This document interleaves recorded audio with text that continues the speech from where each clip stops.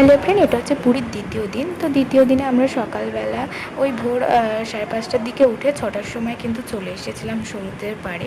আর এই চা খেতে খেতে ভিউটা এনজয় করছিলাম। তো তারপরে বোন আর ভাই উঠেছিল উটের পিঠে।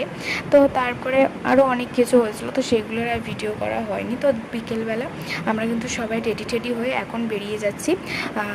পুরীর একটা জায়গা রয়েছে গুপ্ত বৃন্দাবন বলে, তো সেই জায়গাটায় আজকে আমরা ভিজিট করছি।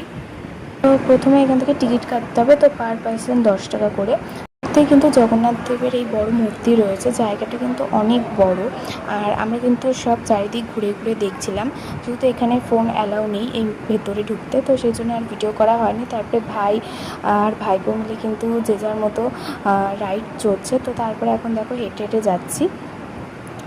আর তারপরে আমরা ওখান থেকে বেরিয়ে চলে এসেছিলাম পুরীর আরও একটা মন্দিরে। তো এটার ঠিক নাম জানি না। এখানে দেখো কত সুন্দর রাধাকৃষ্ণ দোল খাচ্ছে। আর এই জায়গাটাও কিন্তু খুব সুন্দর ছিল, আর জায়গা কিন্তু অনেক বড় ছিল। আর এর মধ্যে অনেক দেখার অনেক কিছুই ছিল। এর সাথে আরেকটা জায়গা ছিল যেখানে 108টা শিবলিঙ্গ ছিল, যেগুলো দেখতে কিন্তু খুব সুন্দর লাগছিল, চারিদিকে শিবলিঙ্গ। তারপরে সেখান থেকে বেরিয়ে অটো ধরে চলে এসেছিলাম বড় মাসিদের সাথে সমুদ্রের পাড়ে। আর আমার মায়েরা কিন্তু গেছিলো শপিং করতে। তো এখানে আমরা এখন সবাই মিলে গজা খাচ্ছি।